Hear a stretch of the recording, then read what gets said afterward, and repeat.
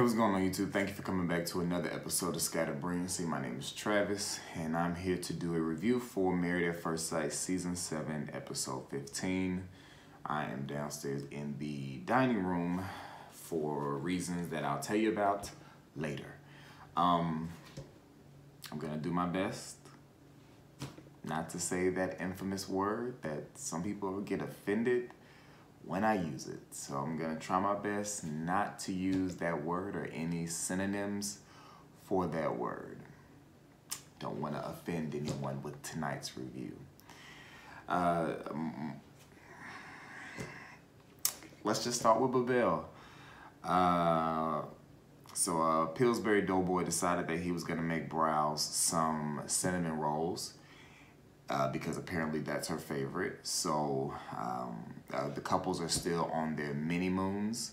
And also, let's just give a huge shout out to Lifetime for only giving us an hour episode. They listened, they heard our cries last week. They said, we're not gonna subject y'all to an hour and a half. So, you know, shouts out to Lifetime for giving us just an hour. But yeah, everybody's still on their mini moons. Like I said, Pillsbury fixed Browse some cinnamon rolls. They go fishing. Before they go fishing, Pillsbury said that he wants, he said screw the makeup and screw all the hair and everything because that's how I like it. He said he didn't think that she was going to put any of that on because they went fishing the kind that you have to put on the overalls and go in the water for. That's what they did. So, he was proud that she did that and she did it just for him. She says that she doesn't know what it would be like if he wasn't around.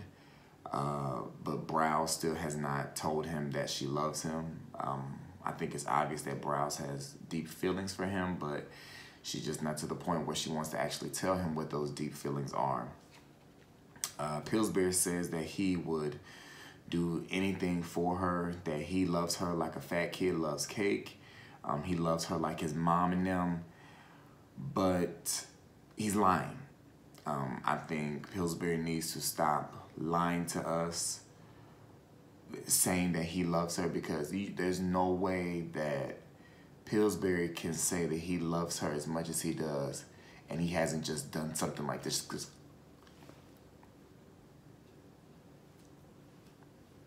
that's what love looks like, Pillsbury. Bobby, that's what love looks like. If you really loved her, that's what you would do. You would just all over her forehead if you really loved her. So that alone lets me know that Bobby doesn't love her as much as he says he does. I mean, even if you do it in her sleep, just get a washcloth in the middle of the night and just rub it across her face. That's all you got to do. So that leads me to believe that Bobby doesn't really love Browse as much as he says he does.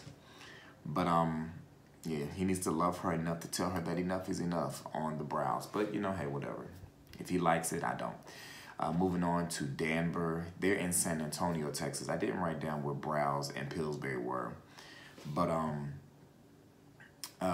for Dave and Amber, it was more or less the same thing the whole episode. It seemed like every time we saw them, they were sitting down, either eating or drinking something. But maybe I was getting them confused with the other couple. Who knows? But a lot of conversations about decision day coming up.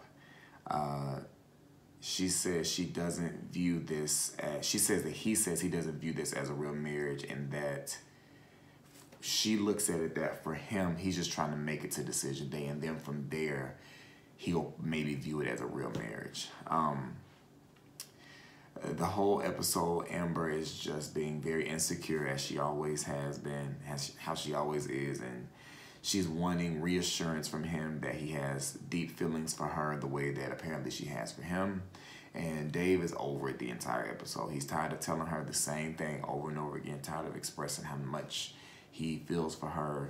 So he decides that he's going to be childish and petty, and he's just not going to, give anything. He's going to just be stubborn the whole time and not really give in to these conversations because he's tired of Amber asking him these same questions about his feelings and whether he wants a future with her and all of that kind of stuff. And from his perspective, he feels like, I've told you this stuff over and over again. I'm showing you that I want to be with you. Why do you keep needing this reassurance? But that's just who she is. Amber's insecurities play a big part in how she governs herself in their marriage. So Dave should be used to it at this point. I don't really think I have anything else for them. Like later in the episode, he's still doing the same thing. She's getting mad that he's being stubborn. And then he just admits that he was being childish and that he feels like it helped drive his point home. That him being childish finally got her to realize how stupid the conversation was. But he feels like it works. They kissed and made up. They kissed and made up. And that was it.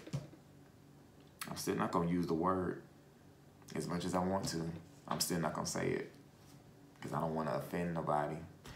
So moving on to Tremia. They're in Austin, Texas. So, of course, last week, Mia got nervous in the middle of the night because, Tristan rolled over on top of her and the drool seeped in her ear. And that's what triggered her panic attack, which made her get up and tell him that she wanted a divorce. But, just like with every other situation with Tristan and Mia, she came back.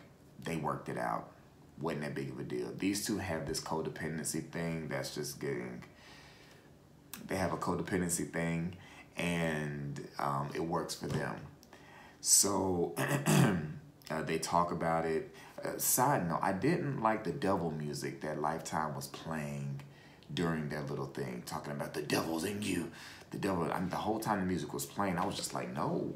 I don't know what that was about, but I need for Lifetime to just X that song out the show soundtrack. Like that was a little concerning. But they talk, everything's okay.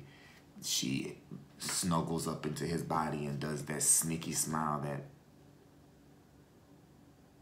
thing she does. And, all is well in Tremia land. He continues to talk about how she doesn't take responsibility for her actions and that she deflects, and he continues to be childish. And it's the same thing. It's a pattern for them, but they get through it, they make up, and they act like nothing ever happened. She pretty much was saying that she wants to hear Tristan say that he wants to be with her, and I guess that will give her some sense of security at this point. Side note, Tristan's old mugshot came out from like a DUI. I'm not going to spend any more time talking about it because to me it's not that big of a deal.